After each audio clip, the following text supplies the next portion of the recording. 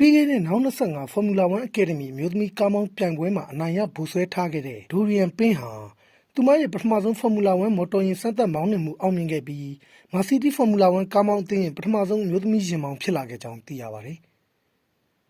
အသက်22နှစ်အရွယ်ပြင်သစ်နိုင်ငံသူဟာသူမမောင်းနှင်နေကြအငယ်တန်းကားမျိုးစားနေရာမှာပုံမကောင်းမှုမြန်ဆန်တဲ့ V8 အင်ဂျင်သုံး W12 မော်တော်ယာဉ်မျိုးစားကိုမောင်းနှင်ရတော့မှာဖြစ်ပြီးအဆိုပါမော်တော်ယာဉ်ကိုမောင်းနှင်ခွင့်ရတဲ့ပထမဆုံးပြင်သစ်နိုင်ငံသူဖြစ်မှတ်တမ်းဝင်သွားခဲ့ကြောင်းလည်းသိရပါတယ်။၎င်းဟာ W12 မော်တော်ယာဉ်ရဲ့လက်ကင်ဘိန်းလှုပ်ဆောင်ချက်များနဲ့ဘရိတ်နည်းစနစ်များအတွက်နည်းပညာပိုင်းဆိုင်ရာပညာရှင်များနဲ့ဆွေးနွေးခဲ့ရသလိုမောင်းနှင်မဲ့ပြေးလမ်းရဲ့စိတ်ကပ်မှုအနေအထားကိုနားလည်နိုင်မှုအတွက်ပုံရိပ်အောင်မောင်းနှင်မှုနည်းစနစ်နဲ့နိုင်ပေါင်းများစွာလေ့ကျင့်ခဲ့ရကြောင်းလည်းသိရပါတယ်။